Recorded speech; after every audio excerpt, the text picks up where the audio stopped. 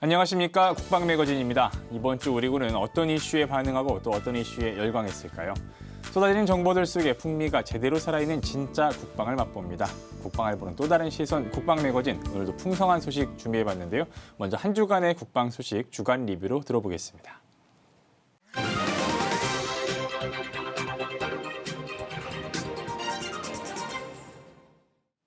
12월 셋째 주 주간 리뷰입니다. 이번 주엔 어떤 국방 소식들이 있었을까요? 첫 번째 소식입니다. 우리 기술로 만든 명품 무기체계 K9 자주포가 이제 호주로 수출됩니다. 사업 규모는 최대 1조 900억 원으로 이번 계약을 통해 하나디펜스는 호주 육군의 K9 자주포 30문과 K10 탄약 운반 장갑차 15대를 공급하게 됩니다. K9 자주포를 파이브 아이즈 국가에 처음으로 수출하는 것으로 호주의 주요 무기체계를 수출한 아시아 국가는 한국이 유일합니다. 두 번째 소식입니다. 코로나19 확산세가 지속되는 가운데 국방부가 장병 3차 백신 접종의 기존 일정을 2주도 앞당겼습니다. 국내 코로나19의 빠른 확산을 고려해 지난 13일부터 5주간 군 병원과 사단급 의무대 등 모두 91개 접종기관에서 3차 백신 접종이 진행됩니다. 백신은 화이자로 결정됐으며 2차 접종 후 3개월 이상 지난 장병들만 접종이 가능합니다. 3차 접종 역시 1, 2차 접종과 마찬가지로 개인의 동의하에 진행하고 있으며 이상 반응 전담팀을 24시간 운영해 돌발 상황에 대비하고 의료 상담을 제공하고 있습니다. 세 번째 소식입니다. 병무 홍보 요원 단체인 청춘예찬 기자단과 병무청장이 한자리에 모여 소통하는 시간을 가졌습니다. 병역 이행자 부모와 대학생으로 구성된 기자단이 병무 행정 전반에 대한 심도 있는 질문부터 재치 있는 질문까지 다양한 질문을 했는데요. 이에 병무청장은 정성스럽고 솔직한 답변으로 기자단의 웃음을 자아냈습니다. 기자단은 이날 병역진로 설계와 모병제, 사회복무 등 병역 행정에서 자신의 관심 분야에 대한 궁금증을 해소하는 시간을 가졌습니다. 마지막 소식입니다. 예비역 전문연구기관인 글로벌 국방연구포럼이 북핵 대응 방안과 병역제도 발전 논의를 위한 세미나를 열었습니다. 이번 세미나에서 국방안보 분야 최고의 전문가들은 북핵 위협 대응을 위해 핵폐기 추진과 현상태 지속, 핵 국가 인정 세 가지로 구분하면서 현상태 지속이란 방안에 힘을 실었습니다. 또 대한민국의 자체 안보 대응을 강조하면서 줄어드는 병역 자원에 대해 선제적 대비 차원의 모병제 가능성을 검토했습니다. 국방정책에 대한 전략적 대안을 마련하기 위해 열린 이번 세미나는 대한민국 안보 관련 대응 방안과 발전 방향에 대해 논의하는 소중한 소통의 장으로서 역할을 다했습니다. 지금까지 한 주간의 주간 리뷰였습니다.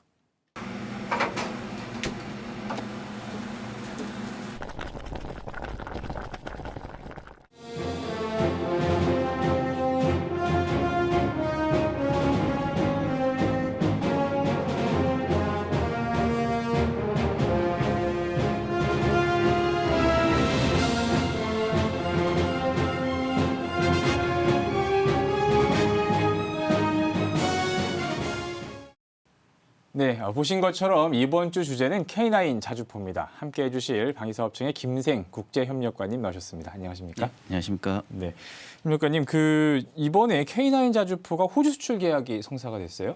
예, 그렇습니다.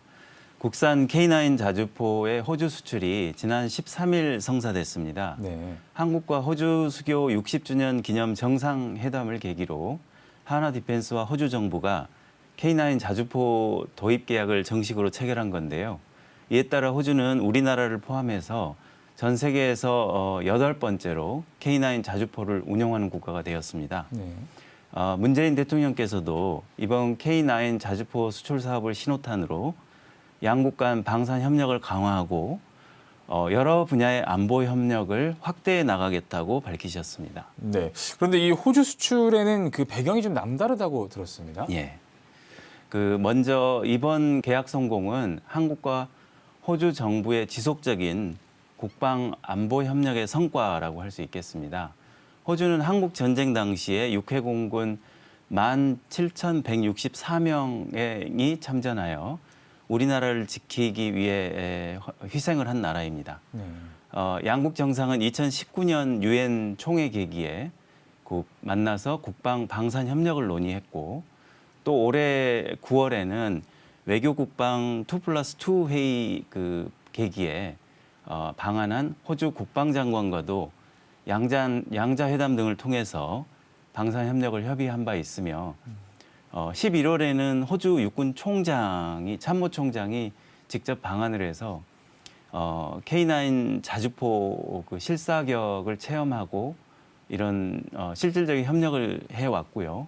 또 양국 정상회담 등을 통해서 이번에 K9 수출 계약이 성사되기에 이른 것입니다. 그렇군요. 앞서 이제 전 세계에서 8번째로 호주가 K9을 운영하는 나라가 됐다고 했는데 과거엔 그러면 어떤 나라들과 수출 계약을 좀 맺었었죠? 예. 그 하나 디펜스가 이제 제작 업체인데요. 지난 2001년에 터키하고 기술 이전 포함해서 네. 그 현지 생산 방식으로 해서 계약을 처음 맺었고요. 그 이후로 폴란드, 인도, 핀란드, 노르웨이, 에스토니아 이런 나라들 총 6개국과 수출 계약을 맺었습니다. 네. 그 세계 자주포 시장의 시장 점유율로 보면 마켓 셰어가 약 50%나 됩니다. K9은 그 K10이라는 탄약 운반차와 같이 운용하는 그런 체제이고 이런 방식은 우리나라 K9이 유일하다고 볼 수 있습니다. 네. 아마 그래서 그런지 작년 9월에 호주군에서도 그 자주포 도입 사업 우선 공급자로 선정이 되었고요. 이번에 그 호주의 K9 수출 계약이 성사가 이루어지게 된 것입니다. 그 호주라는 나라에 수출하는 게 좀 이게 특별하다라고 할 만한 게 좀 있는 건가요? 맞습니다. 이번에 그 영미 정보권 그 동맹 그 파이브 아이즈라는 네. 그런 그 일원이기 때문에 이 호주의 높은 문턱을 이번에 넘어선 거고요. 그래서 앞으로 미국과 영국 등 이런 선진 시장에도 수출이 기대될 수 있겠다 이런 의미가 있겠습니다. 네. 특히 이번에 호주에 수출이 되는 그 개량형 K9A1은 주 엔진 가동 없이도 임무 수행이 가능하고요. 또 자동 사격 통제 장치 이런 성능도 향상이 된 그 제품입니다. 네. 저희가 이제 왜 K2 전차 그러면 흑표 뭐 이런 식으로 저희 애칭을 또 붙이지 않습니까? 그 호주에 이번에 수출하게 되는 그런 K9 자주포 애칭도 있을까요? 예, 맞습니다. 호주에서 이제 그 애칭을 넣었고요. 네. 그 이번에 그 K9 자주포를 헌츠맨이라고 이름을 지었습니다. 헌치맨이 어떤 뜻인 거죠? 덩치가 큰 검이라는 이런 뜻이고요. 네. 그 기존 K9 자주포 대비해서 그 차체의 방호력 같은 거를 더 강화시키는 등 생존성이 훨씬 강화된 그런 체계가 납품될 예정입니다. 그렇군요. 이번 계약 성사로 앞으로 이제 호주 육군이 어떻게 실전에 이제 K9 자주포를 도입하게 될 텐데 어떤 과정으로 몇 대나 이렇게 지금 도입을 예정하고 있는 거죠? 예. 그 이번 K9 수출 계약이 성사됨으로써 호주 육군은 앞으로 이제 한화로부터 네. K9 그 자주포 30문과 K10 그 탄약 운반차 15대 등 그 한꺼번에 패키지로 도입을 하게 됩니다. 네. 우리 돈으로는 약 1조 900억 규모의 예산이 책정이 되어 있는 걸로 알고 있고요. 앞으로 그 호주 빅토리아주가 있습니다. 네. 거기에 질롱시라는 곳에 하나 디펜스가 현지 공장을 건립을 해서 그 현지 생산도 하고 납품을 할 수 있도록 그렇게 될 예정입니다. 현지 생산 공장을 설립해서 현지 생산한다는 건 나중에 이제 후속군 수지원이나 이런 것들도 거기서 이제 할 수 있다는 그런 가능성까지 좀 열어두고 이제 이렇게 진행을 맞습니다. 하는 거군요. 예. 예, 이 세계 각국에서 이 K9 자주포의 우수성을 입증받고 있는 것 같은데요. 아까 뭐 마켓 쉐어가 50%를 점유하고 있다고 한 것도 그렇고 이쯤에서 K9 자주포 어떤 주요 기능들을 갖고 있는지 한번 좀 소개를 해주시죠. 예. 그 K9 자주포는 이제 우리 국내 무기 중에서도 명품 무기로 널리 알려져 있고요. 국방과학연구소 ADD와 하나 디펜스 등이 설계 단계에서부터 국내 기술로 개발을 한 것이고요.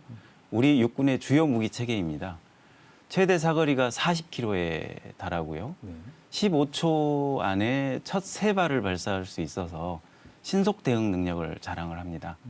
그리고 1000마력이나 되는 디젤 엔진을 탑재를 해서 산악이나 설원, 정글, 사막에서도 최대 시속 67km까지 달릴 수가 있어서 기동성을 갖추고 있고요. 멀리서 적을 타격하고 또 숨었다가 다시 사격하는 치고 빠지기 전술에 아주 최적화되어 있다고 할 수 있습니다. 네, 이 뭐 자주포가 갖춰야 될 그 최고의 성능을 다 갖추고 있다고 봐도 되겠네요. 맞습니다. 네, 이런 강점들 때문에 이 세계 시장에서 더 많이 인정을 받고 있는 거라는 생각이 드는데요. 그러면 앞으로 더 이것이 좋아질 거라는 그런 또 기대도 있습니다. 예, 맞습니다. 이런 말씀드린 강점들 하고요. 네. 그다음에 실전 경험이 풍부해서 세계 시장에서 그간의 이제 전통 강호인 독일의 판처 하우비처 2000과 프랑스 세자르와의 경쟁에서도 앞설 수가 있었는데요. 앞으로 개발될 K9A2 자주포는 원격 기동, 리모트 컨트롤이라고 그러죠. 네. 그리고 사거리 연장, 그리고 포탄 자동 장전, 그리고 유무인 운용이 모두 가능하도록 차세대 자주포로 발전시켜 나갈 그런 계획입니다. 이 숫자가 A1에서 A2로 늘었는데 기능은 상당히 이게 첨단화되는군요. 예, 맞습니다. 네, 이런데 이제 이 호주 정부의 K9 자주포 도입 계약을 이제 문재인 대통령의 호주 국빈 방문 기간이 지난 12일부터 15일까지의 기간 동안에 맞춰져서 좀 이루어지지 않았습니까? 예. 그래서 이제 문 대통령이 호주 총리와의 정상회담을 한 내용도 좀 주목할 부분도 있더라고요. 예, 맞습니다. 사실 이번에 K9 수출 계약을 체결하기에 앞서서 양국은 이제 방위사업청하고 그다음에 호주의 획득관리단 기관이 양 기관 간에 방위산업과 방위물자 협력에 관한 양해각서를 체결을 했습니다. 네. 이거는 이제 두 기관 간에 방산 협력 현안 해결을 위해서 공동위원회를 정례적으로 개최를 하고 그다음에 정부 차원에서도 방산 수출 지원 협력을 강화해 나가기로 그렇게 한 겁니다. 그렇군요. 이제 범위를 넓히고 또 이제 정례화시켰다는 게 또 의미가 있는 것 같습니다. 자, 이런 K9 자주포, 이 호주도 호주지만 최근 이제 국내 방산업체들이 계속해서 수출 낭보를 정하고 있지 않습니까? 예. 앞으로의 수출 전망은 어떻게 될까요? 예, 일단 하나 디펜스는 지금 호주 이외에도 이집트 군하고 네. K9 자주포와 K10 탄약 운반차 이 패키지 수출을 협의 중에 있습니다. 네. 그리고 지금 호주에서는 K9 이외에도 이제 보병 전투 장갑차 미래형 보병 전투 장갑차 사업에 한화의 레드백이 또 참여를 했고요. 네. 그래서 독일 라인메탈 디펜스하고 최종 경합을 벌이고 있는 상황입니다. 레드백은 내년 초에 이제 기종이 결정이 되는 거죠? 그렇게 기대를 하고 있습니다. 네. 저희가 좀 됐으면 좋겠습니다. 꼭 우리나라가. 그렇게 되도록 노력을 하겠습니다. 네. 뭐 하나 디펜스도 그렇고 한국항공우주산업 카이도 이제 수출에 좀 힘쏟는 기종이 있다고요? 예, 맞습니다. 사실 한국 항공우주 산업 카이는 네. FA50으로 유명하고요. 그렇죠. FA50이 경공격기인데 이 수출에 힘을 쏟고 있습니다. 이 FA50은 이제 원래 고등 훈련기인 T50에 기반을 두고 개조를 한 공격기이고요. 카이는 이제 2013년에 필리핀 등에 수출을 하고 있습니다. 최근에는 정부와 같이 협력해서 콜롬비아나 페루 이런 남미 지역에서 마케팅을 적극적으로 펼치고 있고요.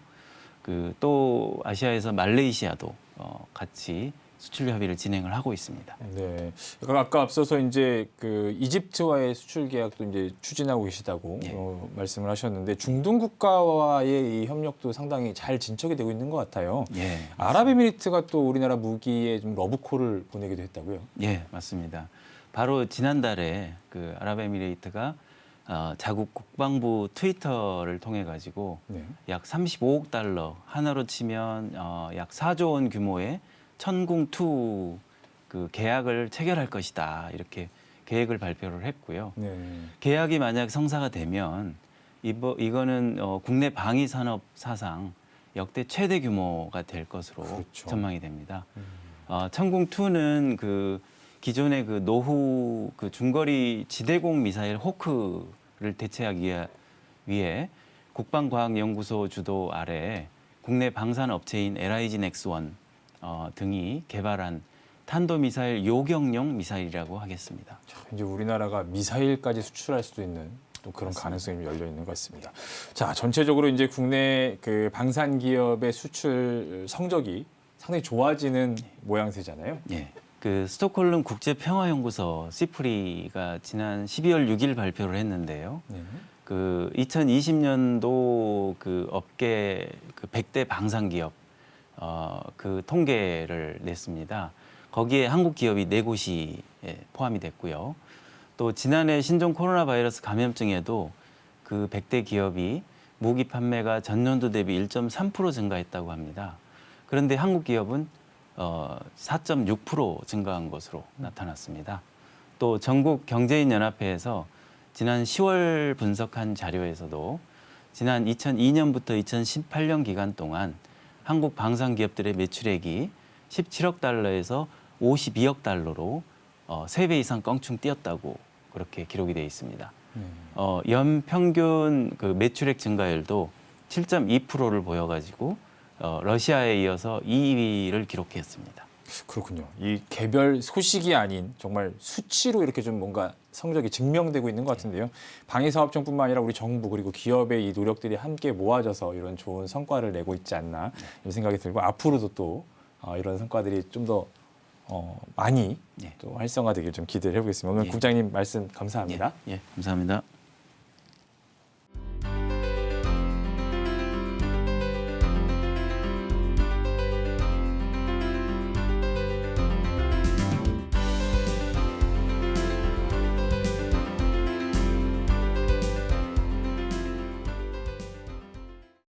네, 다음 주제는 배석원 기자와 함께합니다. 배 기자, 이번 주는 학술대회 현장을 취재하고 오셨네요. 네, 우리 국방의 미래를 내다보는 그런 자리를 좀 갔다 왔습니다. 네. 기자수첩에서 자세한 내용 설명해 드리겠습니다. 사단법인 국방로봇학회가 제1회 국방로봇 학술대회를 개최했습니다. 지난 13일부터 15일까지 대전광역시 대전 컨벤션에서 열렸는데요. 이번 학술대회에서는 로봇 정책, 로봇 운용, 해양 로봇, 지상 착용 로봇 등 국방 로봇과 관련한 다양한 발전 방향에 대한 발표가 이루어졌습니다.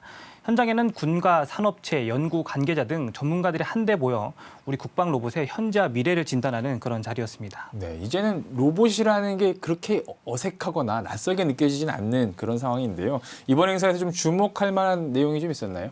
네, 제가 이틀 동안 여러 학술회의 현장을 돌아다니면서 여러 강연과 세션 발표를 좀 들어봤는데요.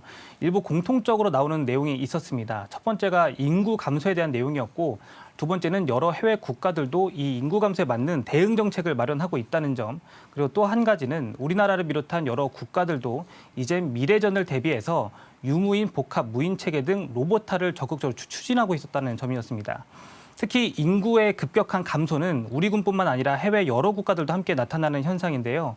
영국과 프랑스, 이스라엘 등 여러 국가에서는 무인체계 도입으로 병력 자원 감소 문제를 해소하려는 노력이 이어지고 있다. 이런 내용이 발표되기도 했습니다. 그렇군요. 어차피 뭐 이제 앞으로 미래전에 대한 대비는 유무인 전투 복합 체계, 복합 전투 체계 뭐 이제 이런 식으로 나갈 텐데 우리 군이 좀 추진하고 있는 노력 이런 것들도 좀 소개가 됐나요? 네, 우리가 추진하고 있는 건 잘 아시다시피 아미타이거 4.0인데요. 학술대회에서 소개된 내용의 아미타이거 4.0의 정의는 4차 산업혁명 기술을 기반으로 전투 플랫폼을 기동화, 네트워크화, 진흥화시켜 미래 다양한 위협에 더 빠르게 치명적으로 대응하기 위한 유무인 복합 전투 체계다. 이렇게 소개가 됐습니다. 이와 함께 육군 비전 2050의 슬로건도 소개가 됐는데요. 내용은 이렇습니다. 시간과 공간을 주도하는 초인류 육군인데 한마디로 시간과 공간의 제약을 받지 않고 24시간 어떤 지형에서든 전천후 임무 수행이 가능한 육군의 게임 체인저가 될 것이다. 이런 내용이었습니다. 그 형태는 아미타이거와 드론봇 전투체계 그리고 우주 영역에서의 작전 환경 내용이 포함돼서 소개가 됐습니다. 특히 여기서 기억에 남는 발표 내용이 있었는데요. 앞서 일부 해외 국가들은 로봇 체계로 부족 자원 문제를 해결하겠다는 내용이 좀 있었는데 우리 군 측의 발표자는 미래전에서 유무인 복합 체계가 의미를 갖는 건 인구 절벽 시대를 상쇄할 만큼의 전투원을 대체한다는 것보다는 전장에서 직접 교전하는 병력을 줄일 수 있다는 게 중요한 점이라고 했습니다. 유무인 복합 전투 체계는 미래전에서 우리의 자제들 또 후손의 생명을 지키는 데 더 의미가 있다 이런 내용이었던 것 같습니다. 그렇죠. 생존성을 보장하고 전투를 얼마만큼 효율적으로 잘 할 것이냐 이런 대비인 것 같습니다. 자, 그런데 이게 대회라고 이름 주셨잖아요, 그죠? 네, 그렇죠. 학술 세미나가 아니고 그렇게 명칭을 붙인 이유가 있을까요? 네, 보통 학술 세미나는 이제 연구 내용을 발표하고 토론하는 이제 그런 형태인데 이번 국방 로봇학회 행사는 학술 세미나의 형태를 이제 똑같이 하긴 했지만 평가도 함께 진행이 됐습니다. 실제로 기조 강연이나 특별 강연 외에 세션장에서 진행된 발표자들의 연구 논문에 대한 평가가 이루어졌고요. 마지막 날에 최우수 논문상과 우수 논문상, 우수 발표상으로 나눠 시상이 진행이 됐습니다. 특히 최우수 논문상에는 육군 장병이 수상해 눈길을 끌었었는데요. 미래 육군 혁신 연구센터 조웅희 상병은 군집 로봇 SLAM을 이용한 임무 수행 체계라는 논문으로 좋은 성적을 거둬서 최우수 논문을 수상하기도 했습니다. 네, 조웅희 상병 대단하군요. 이 논문으로 이 최우수 논문상을 받았네요. 자, 이 외에도 뭐 좀 다른 볼거리도 좀 있었습니까? 네, 맞습니다. 그 학술 발표 외에도 현장에는 이제 국방 로봇학회 협력 업체들의 로봇 등 유무인 체계 등이 좀 전시가 됐습니다. 감시 정찰이나 위험물 등을 탐지하는 사족 보행 로봇도 있었고 네. 미래 복합 전투에서 필요한 차세대 차륜형 장갑차와 다목적 무인 차량, 무인 수색 차량 등 미래전에서 활용될 다양한 유무인 복합 체계 등이 전시돼 다양한 볼거리를 제공하기도 했습니다. 그렇군요. 뭐 학술 교류뿐 아니라 다양한 볼거리도 좀 있고 이제 풍성하게 준비가 된 것 같은데요. 내년에도 좀 행사가 예정돼 있다고요? 네, 이번 학술 대회는 국방 로봇 학회가 창립하고 처음으로 연 행사였는데요. 주최 측은 이번 학술 대회는 지상군을 배경으로 한 행사 내용으로 꾸려졌고 내년에는 공군과 해군을 대상으로 한 제2회 국방 로봇 학술 대회를 열 예정이라고 밝혔습니다. 범위를 좀 확장을 하는군요. 자, 그럼 오늘의 마지막 내자 어떤 겁니까? 네, 제가 뽑은 오늘의 내자는 학회 타이틀을 그대로 따봤습니다. 국방 로봇인데요. 현재 국방 로봇을 추진하고 있는 건 비단 우리나라만의 이야기가 아니고 세계적인 흐름이라는 걸 학술 대회를 통해서 확인했습니다. 우리 군이 미래전을 위해 노력을 많이 하고 있구나 이런 생각도 들었는데 과거엔 로봇이라고 하면 되게 멀게만 좀 느껴졌었는데 지금은 꽤 익숙해진 것 같다는 생각도 좀 들었습니다. 또 전시 부스의 장비 등을 바라보는 사람들의 시선도 과거엔 굉장히 놀란 반응이었다면 지금은 자연스럽게 로봇의 모습을 좀 받아들이고 있다는 걸 좀 느꼈거든요. 이런 걸 보면서 이제 국방 로봇, 미래 육군의 모습이 그렇게 멀지만은 않았구나라는 생각이 좀 들었습니다.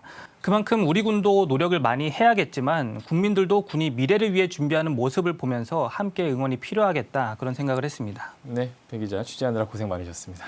여기까지 듣겠습니다. 최근 K방산의 수주 상승세는 세계적으로도 좀 두드러지고 있죠. K9 자주포에 이어 앞으로도 대규모 수주들이 이어질 전망인데요. 최근 전 세계적으로 방산 전시회가 재개되면서 수출길이 열린 데다가 우리나라 무기의 입지도 예전과 많이 달라졌기 때문입니다. K방산이 경쟁력을 갖춰가는 상황이지만 앞으로도 선도하는 기술로 이 같은 수출이 지속될 수 있길 바라봅니다. 이번 주 국방매거진 준비한 소식은 여기까지입니다. 시청해주신 여러분 고맙습니다.